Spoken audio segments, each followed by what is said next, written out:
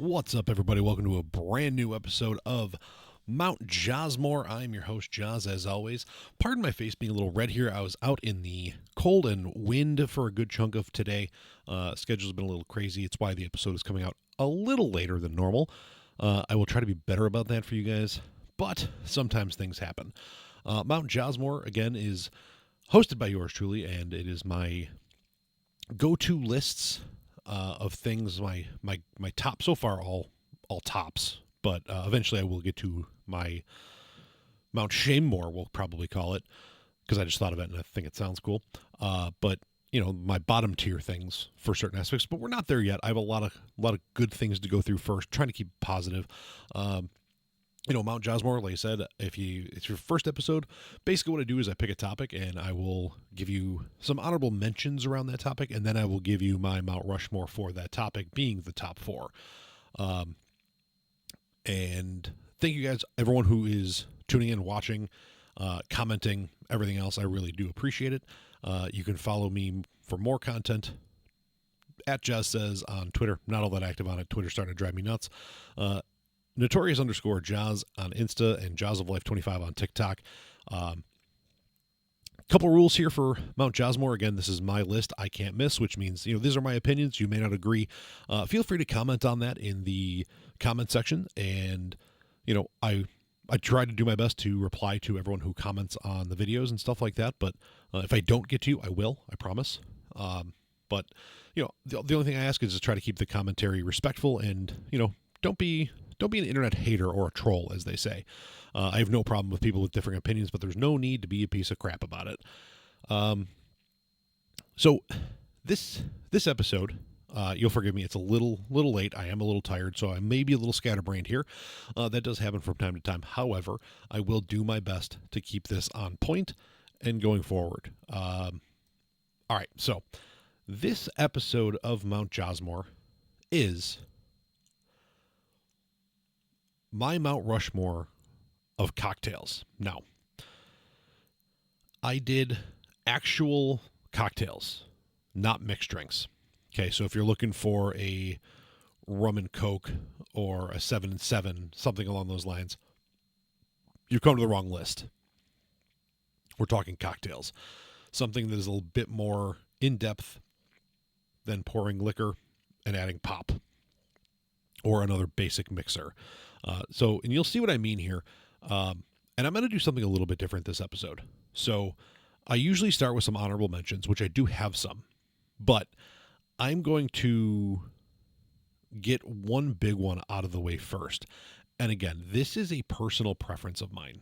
Okay. So I'm not saying this is a bad cocktail by any means. What I am saying is I am not a fan of this.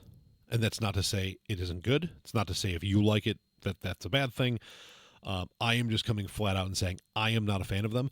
Mostly, and as soon as I say this, I'm not a fan of tomato.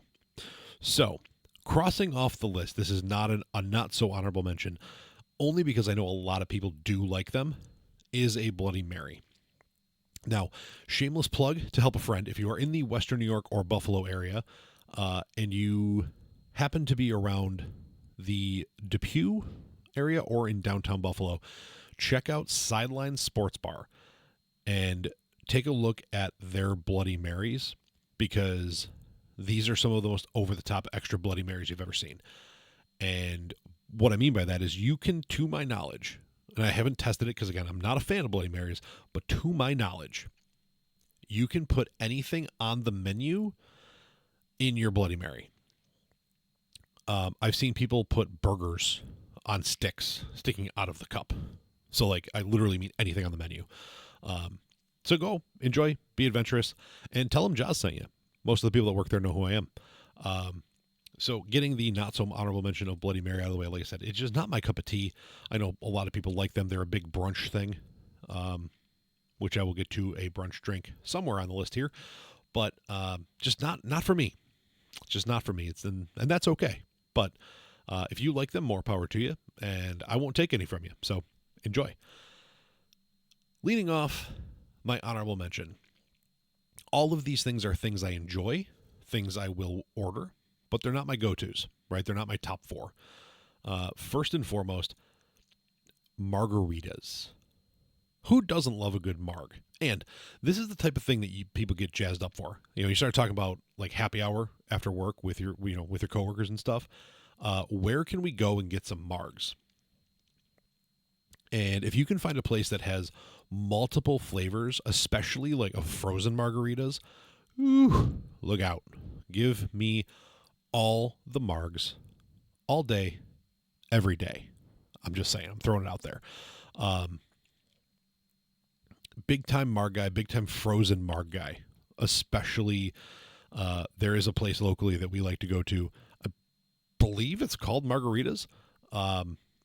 Their entire back wall is just different flavored frozen margaritas and margarita mixes and stuff like that. It's really, really good. I am a fruity marg kind of guy. Now, truth be told, maybe margs are generally always fruity. I don't know. I don't drink them often enough, but I know when I see a frozen marg that's got something like strawberries and stuff in it, I am all for it. And yeah, to me, it kind of has like a boozy smoothie feel to it, and I really like that. I'm a big fan. Big fan. In the same vein, honorable mention spot number 2, margarita, or sorry, I already said margaritas, martinis. Often called martoonies by my favorite character hailing from Newfoundland from my favorite show. And the cool thing about martinis, first off, that glass makes me, this is part of the reason it's on my honorable mentions and not on the actual Mount Josmore. The glass is unsettling. I have these gigantic bear paws. Okay. And when I have to like grip this glass that's on a stem that's super tiny and then like place it down, I'm trying not to spill it everywhere. I'm trying not to wear it as I sip it. I don't care how good it tastes. If I'm concerned about the vessel, I'm not enjoying the drink as well as I could. That being said, I do enjoy the occasional martini. And when places get squirrely with their flavors and variations, I know there are a lot of places that do like espresso martinis that have the coffee flavor. Fun story here, a little sidebar. One of my best friends is a bartender. He is part of Sidelines, as I mentioned earlier here, but I have been drinking at establishments that he has been working for a long time. And one of the things that I do to him to try to make it easy for him when he's at a bar and it's busy and he's bartending is I try to do like I don't care, pour me whatever's close. He knows what I like. He knows what I don't like. Generally speaking, I don't say no. And there have been times that he has looked at me and been like, dude, you can actually order something you want. Or there's other times like it takes more time for me to think of something to make you than it would for you to just tell me what to make if I had to go grab something. And he used to threaten me and say like, listen, you're going to catch me with that on the wrong night and I'm going to make you whatever I think will piss you off. And he made me a chocolate martini. This thing was one of the most delectable drinks I've ever had. This tasted like extreme chocolate milk. And if you don't know what extreme chocolate milk is, I'm sorry, you're missing out. But basically, extreme chocolate milk was put out by one of the milk companies, and it was super rich, super thick. It was basically drinking a fully melted milkshake. So it still had the thickness of the milkshake, but it had melted enough to not be like clumpy, we'll say. And that's what this was. And that's what this martini tasted like. And that was a martini for the ages. So if you can find, especially if you're feeling desserty, and it's like a great dessert drink, in my opinion. So classic martinis, I have enjoyed in the past. I don't drink them often, but not that I drink incredibly often these days anyway. But a normal martini is not something I'm usually going to, but different specialty martinis I will get a little squirrely with and will enjoy from time to time, especially, sit down at a restaurant having a drink before dinner type thing. It's a good one to sip on, something you're not going to guzzle back with the swiftness there. But yeah, so far honorable mention we have margaritas and martinis. Pretty basic, pretty easy, pretty straightforward. Next one, going to the Manhattan. Whiskey and bourbon and drinks of that sort. Really, aside from Irish whiskey, like so, whiskey, bourbon, Canadian rye, big fan across the board, and kind of mix and match here and there on occasion. But Manhattan's being a whiskey drink. And for those who don't know, it's whiskey, vermouth, and bitters, generally speaking. And there are a lot of places that put their own spin on these types of drinks too, which I highly recommend checking out a place's actual cocktail menu when you go. There are plenty of places that do different variations of classic drinks, like their own house spin on it. And it's usually something that like the owner kind of figured out or thought about or got from somewhere and put it on his menu. I highly recommend it, and we will get to that here a little bit more as we get into my actual Mount Josmore list. But yeah, so Manhattan's pretty easy, pretty straightforward. Definitely a good sip and drink.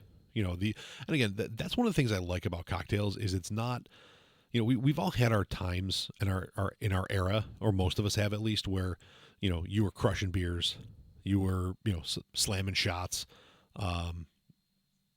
Just throwing back mixed drinks, God forbid in the era of college, whether it was Jungle Juice or Mind Erasers or which sidebar, I've come to realize that we all called like what I refer to as a Mind Eraser. Everybody's had it, but they all call it something different. So basically what it is I believe it's a handle of vodka, a 30 rack of beer, and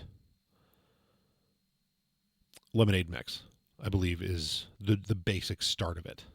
Other people add other liquors, obviously more beer, more liquor, stuff like that to make it more or less potent. I know people have called that liquid concussion, which is, I don't know, probably not a great thing to call it in 2025, but what do I know?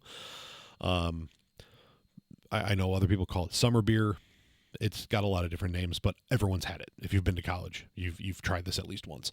And those are the type of things that you're drinking for a purpose. Like you're drinking to get absolutely just cross-eyed drunk because you're at a party and you're a kid in college and that's what you do. Again, we do recommend being of legal drinking age to partake. Found out on one of my last episodes that somebody, people from Germany were tuning in, and so here in the U.S., 21, be smart. My Canadian friends, you hosers up there, up north, across the ditch, 19, which means, those of us who live close enough to go over the border at a young age, 19. Other countries, I'm not up enough to know every single country's legal drinking age, but, just be smart. Don't do anything stupid, and don't drink and drive. Always about the good messages here on Mount Josmore. But yeah, Manhattan's pretty basic, pretty straightforward. And generally, you go to a bar, you should be able to order a Manhattan, and they would know what it is. Finally, wrapping up my honorable mention is going to be the Amaretto Sour. Amaretto Sour. There we go. Good mouth words, Jazz. Which, if you don't know what Amaretto is, I highly recommend trying it. It is a very tasty liquor.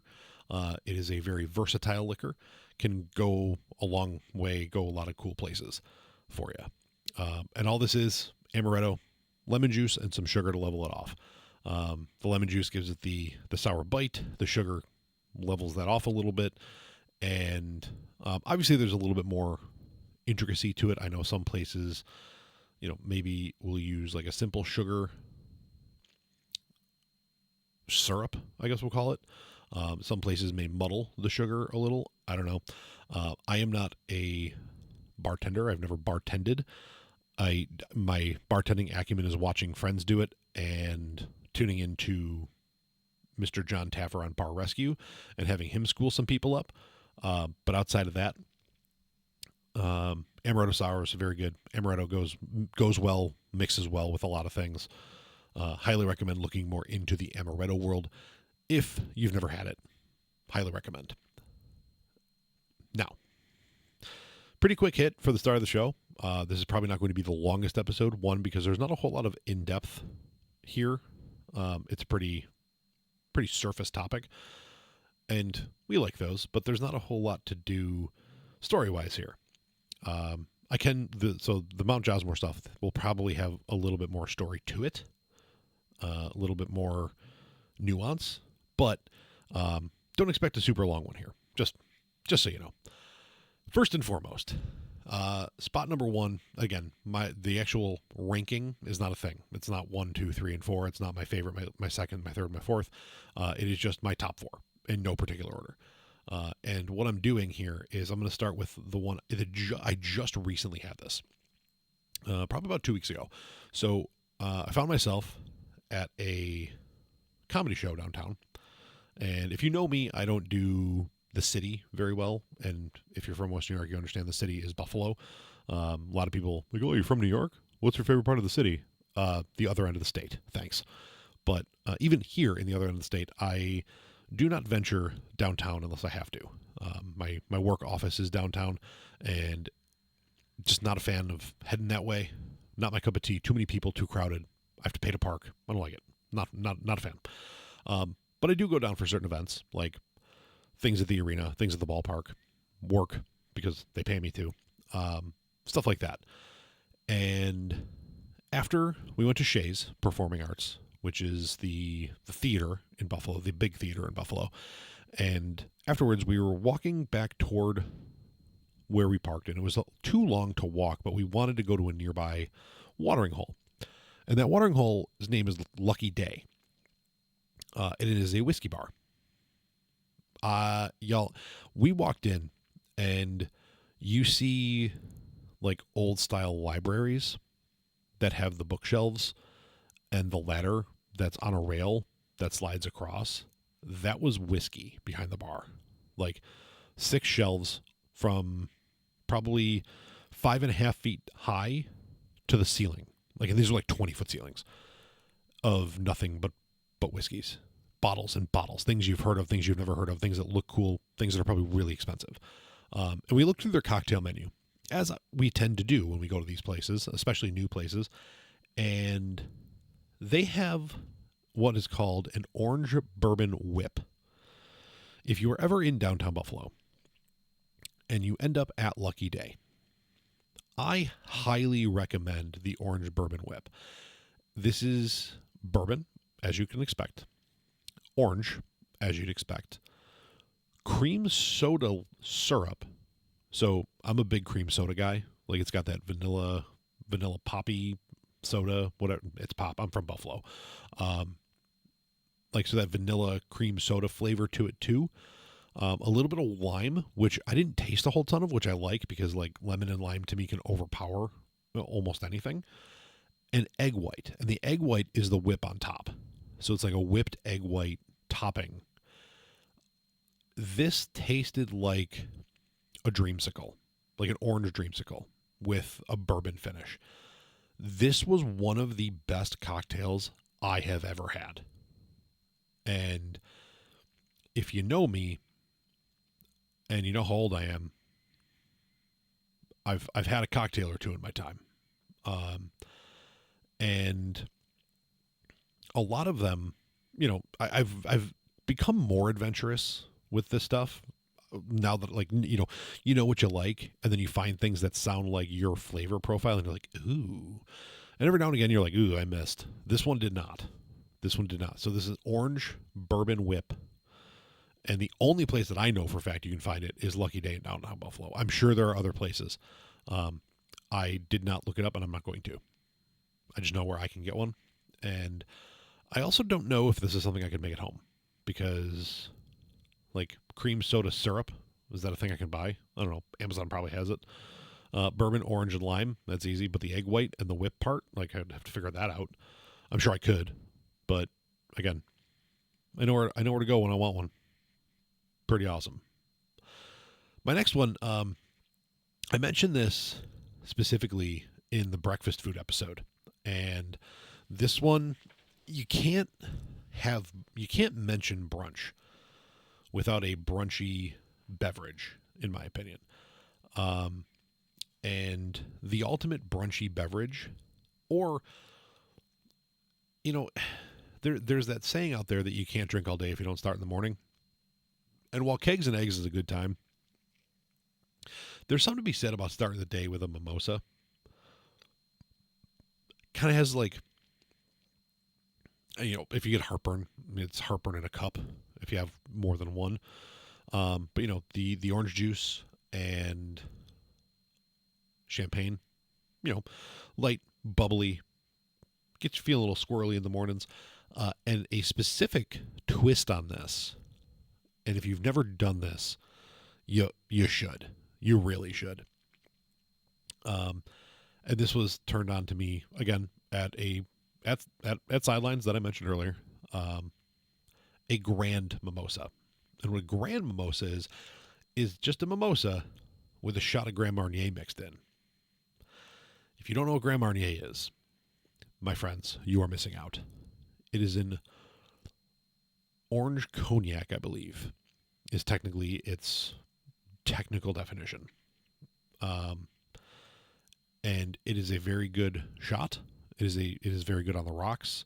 If you have a lot of money to burn, you can get one of the anniversary bottles, and it's super good. If you have a shit ton of money to burn, you can find their vanilla flavor that's discontinued called Navan at certain distributors online still for like $400 a bottle. Don't recommend it unless you. Yeah, I recommend it wholeheartedly. It's that good.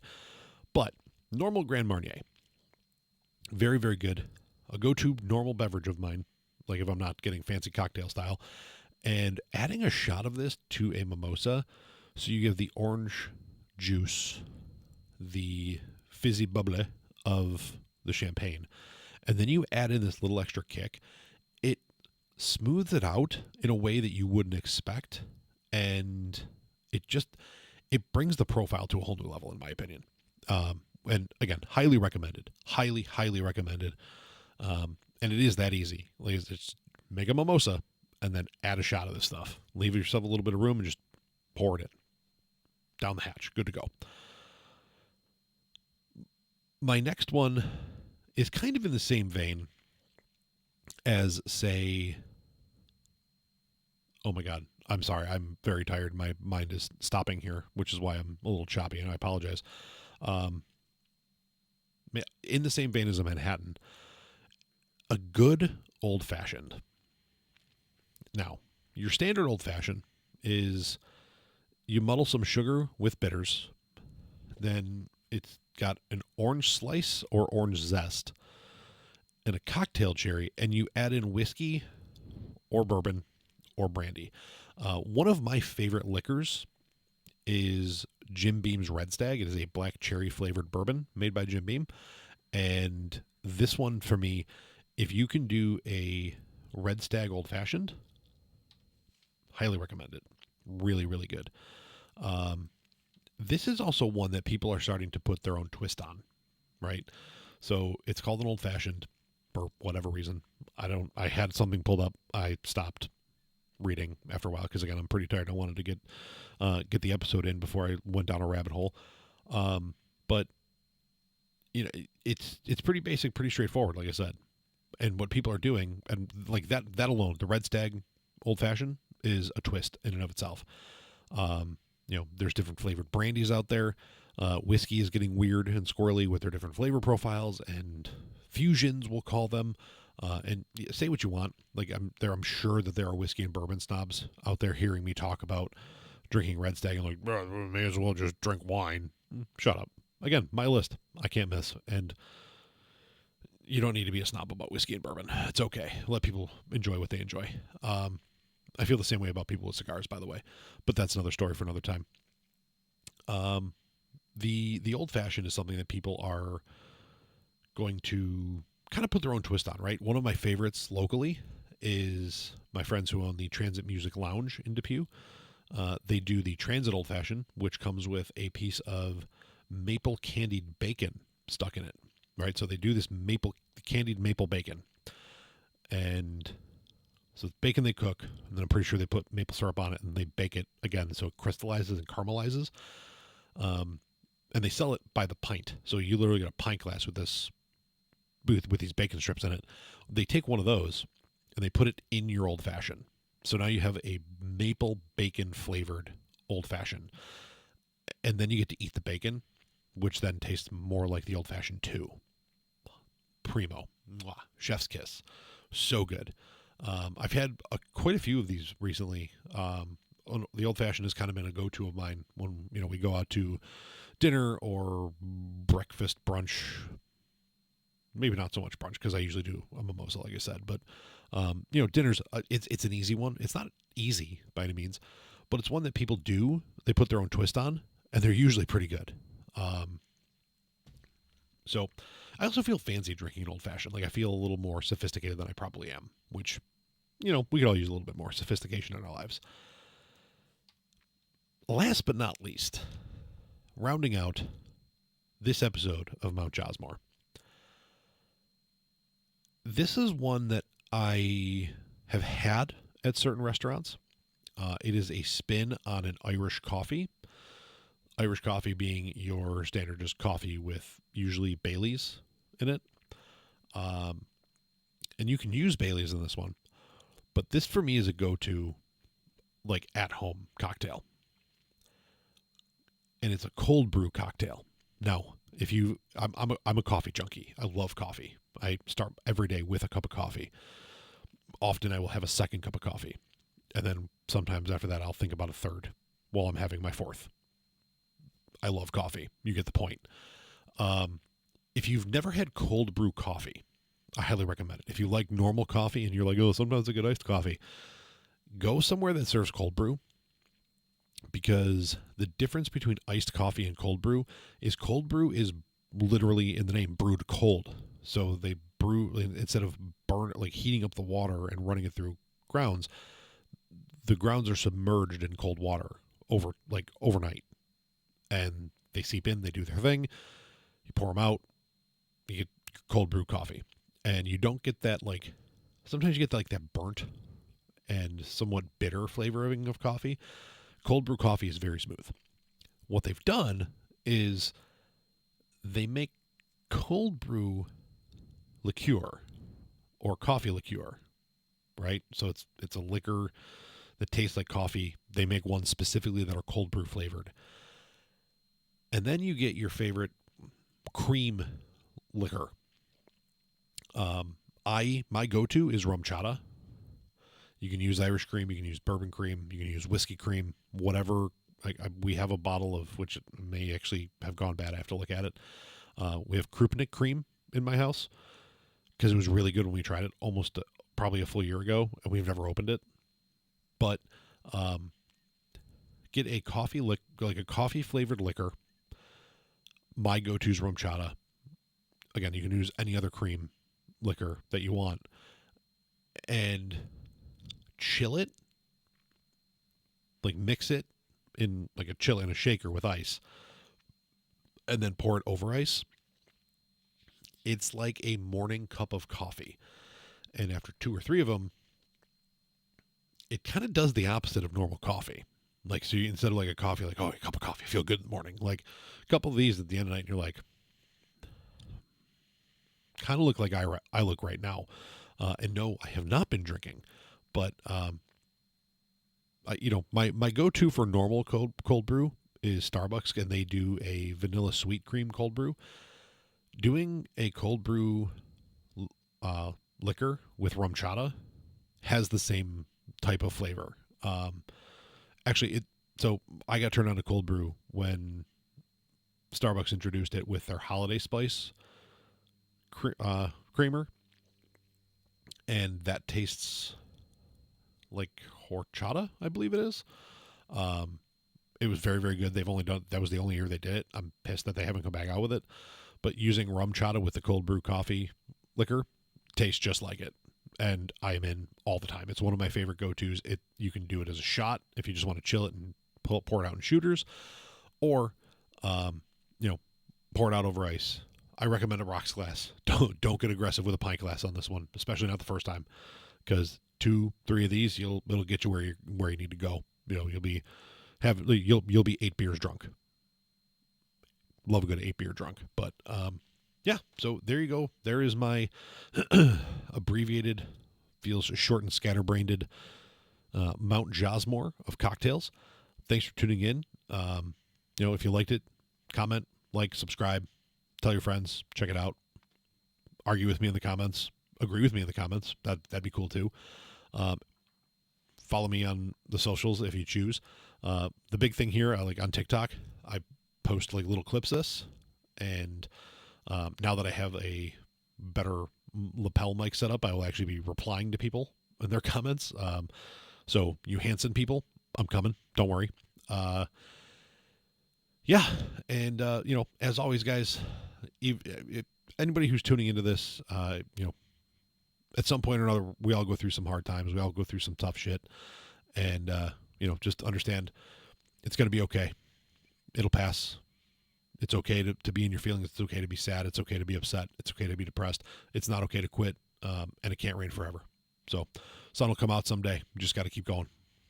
As they say, if you're going through hell, keep on going, because eventually you come out the other side. So, thanks for tuning in, guys. Again, appreciate it. This is Jaws for Mount Josmore. We'll catch you guys next time.